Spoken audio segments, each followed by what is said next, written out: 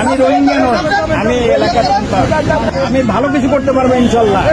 আমি পুরা ফরিদগঞ্জকে একটা মডেল উপজেলা হিসাবে অন্তত অতীত আমি গত 20-22 বছর থেকে জনগণের সাথে আছি। আমার নামে কোনো ক্লেম নাই।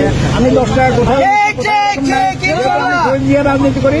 সজিয়া অনেক সৎ মানুষ ছিল, মানুষ।